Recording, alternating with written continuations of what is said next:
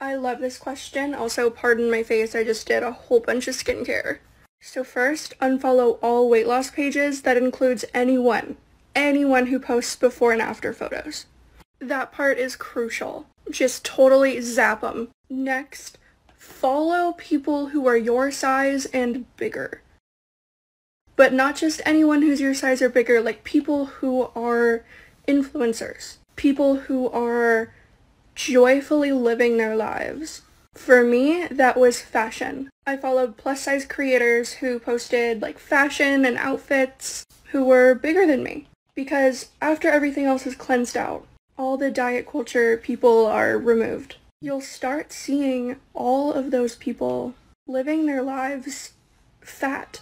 And it'll start to completely change your perspective. You'll see people your size and larger who you think look absolutely beautiful, who are going on trips and living their best life.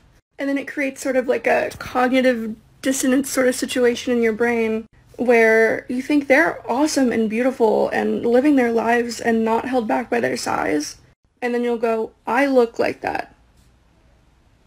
Does that mean I'm pretty and worthy and ready to live my life too? Also following like pages who break down that sort of stuff. Like go on Instagram and do the hashtag fat positive, anti-diet, and if I can do this, you can do it too. Before learning about fat positivity and the movement, I was also really fat phobic toward myself and just internally towards others. It is ingrained in us. Like literally from birth, we're taught one body type is okay and the others are gross and unhealthy and XYZ. So don't feel bad if you have those tendencies, just be committed to unlearning them, and it seems like you are. And the reason I say that if I can do it, you can do it too, is I'm still living at home with my family to save money as a full-time student, and they're extremely fat phobic. Like, violently fat phobic. My entire family. So I get inundated with extreme fat phobia from my family members and everyone on this app constantly. And even in these environments, I could still unlearn it, and you absolutely can too. It's exciting, it's so fun, it is so liberating. Yo-yo and hello, my name is Lydia, and on today's episode of my 25-pound yo-yo, we will be talking about echo chambers, and in particular, the fat acceptance echo chamber. You see, echo chambers, they distort our reality. They close our minds and make it difficult for us to be able to think for ourselves. But, I have never heard anyone actually break down how to construct an echo chamber until I saw the TikTok that opened this video. So before we dive into echo chambers and exactly what Splotchmaker is saying about how to construct a fat acceptance echo chamber, why don't we watch this next clip, then come back and discuss. What is an echo chamber? An echo chamber is an environment in which a person encounters only beliefs or opinions that coincide with their own. So, their existing views are reinforced and alternative ideas are not considered. What is the problem with echo chambers? Well, when you only hear the same perspectives, that information reinforces your own beliefs without having them challenged. This can create misinformation and distort a person's perspective, which can lead to difficulty discussing opposing views. Echo chambers are fueled by confirmation bias, which favors some information and dismisses information that is contrary. Echo chambers can exist anywhere, but they are much easier to find on the internet. It only takes a quick Google search to find a group of people that share common beliefs, no matter how ridiculous those beliefs may be. Signs that you may be in an echo chamber include seeing only one perspective. The cause is supported by rumors, anecdotes, and cherry-picked facts. Contrary evidence is ignored, and the givers of contrary evidence are labeled as haters. So, if you find yourself in an echo chamber, what do? Look at numerous sources for information, and not just those that you agree with. Interact with people that have different perspectives. And read all information and try to process it as a whole without bias. And remember, just because you want something to be true doesn't make it so. Let's begin with having one perspective.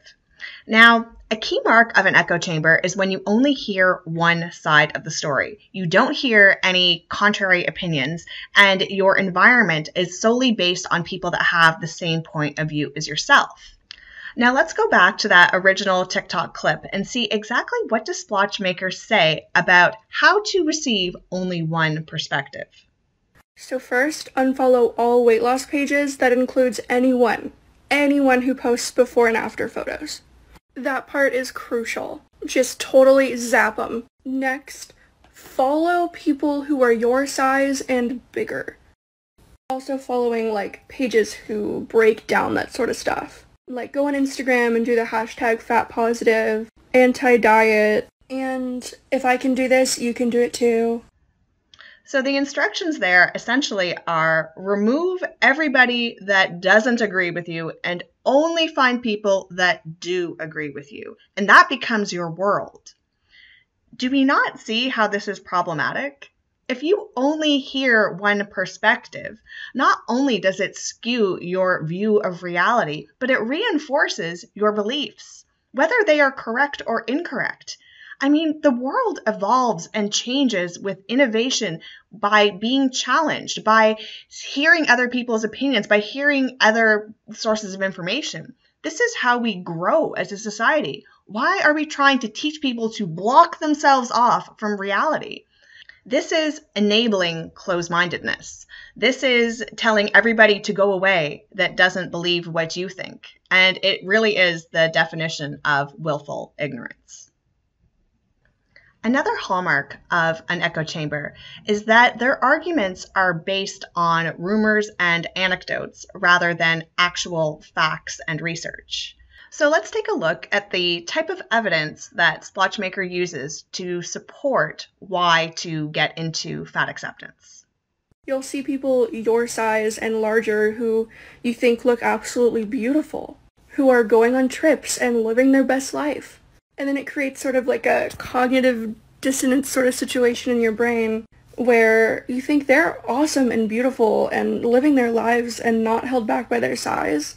And then you'll go, I look like that. Does that mean I'm pretty and worthy and ready to live my life too? Do we not see a problem here? Telling people to look at Instagram to see what your big, fat, fabulous life could look like? I mean, Instagram is fake. We all know that. Most of the media coverage about Instagram and social media recently has been about how fake it is. And just because you are not using face filters or body filters to make yourself look different than you actually are, you can still be showing that you live a life that you don't exactly live. So telling people, oh, look at these big, fat, fabulous lives on Instagram and you can have that too, doesn't exactly seem exactly transparent or truthful as to what life being an obese person is truly like. Furthermore, what exactly is the definition of living your best life? Because my best life includes a lot of activity. I like to run, I like to cycle, I like to dance, I cook pretty much most of the meals at home. I'm an active person. My best life wouldn't be just existing. So I think that there's a lot that needs to be considered here when you say, oh, look at all these other fat people on Instagram and see how great their lives are, and you can have that too, just be fat. I think that there's much, much more to it, and that's being glossed over. Now, the anecdotes as evidence are not limited to just supporting how great it is to be fat. They also use these anecdotes to throw stones at diet culture. I mean, how often have we seen these reenactments or dramatizations of a fatphobic event that we don't know if it actually happened or not? And even if it did happen, were those the exact words that were used? There's no real way of knowing. But these stories, they get posted and shared, and then they find their way into some sort of history of fat oppression, and we don't even know if those events actually took place or not. But they use these stories to amp up their fat acceptance messaging. They use these stories to make fat people hate all thin people and to say that the world is oppressing them. Now, the last piece of the echo chamber I'd like to discuss is the dismissing of contrary evidence. So before we dive into it, let's take a look at what Splotchmaker says to shut out all of her haters. Before learning about fat positivity and the movement, I was also really fatphobic toward myself and just internally towards others. It is ingrained in us. Like, literally from birth, we're taught one body type is okay and the others are gross and unhealthy and XYZ. So don't feel bad if you have those tendencies. Just be committed to unlearning them, and it seems like you are. And even in these environments, I could still unlearn it, and you absolutely can too. It's exciting, it's so fun, it is so liberating. So the fact that Splotchmaker refers to all of this as unlearning is very telling. It means that she does know better. So this is how to willfully ignore all of the actual facts and science and information evidence that currently exists. They're calling this unlearning diet culture. I personally believe that most fat activists know the truth deep down. They are just choosing to ignore it. They are dismissing the information before it even reaches them because they already know that it's out there and they're trying to shield themselves from it. By committing to unlearning diet culture and unlearning that obesity is bad for your health, you are really committing to not learning anything new about health and fitness and lifestyle. Because if everything you already need to know is in your bubble or echo chamber, what is there to gain by listening to other people? The common thread that I see in all of the different aspects of an echo chamber is learning or lack of learning. And learning is something that we are capable of and should strive for all the time. Just because we're adults doesn't mean we stop learning. Our brains have the capability to keep on learning. There's no need for us to remain stagnant. Innovation happens with learning.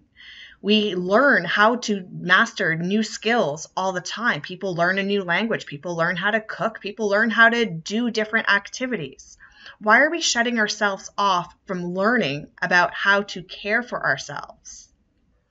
If you truly want to lead your best possible life, learning should be part of it, and learning cannot happen inside of an echo chamber. But alas, this is my 25-pound yo-yo, and not fat acceptance is really an echo chamber. So until next time, yo-yo, and let's go.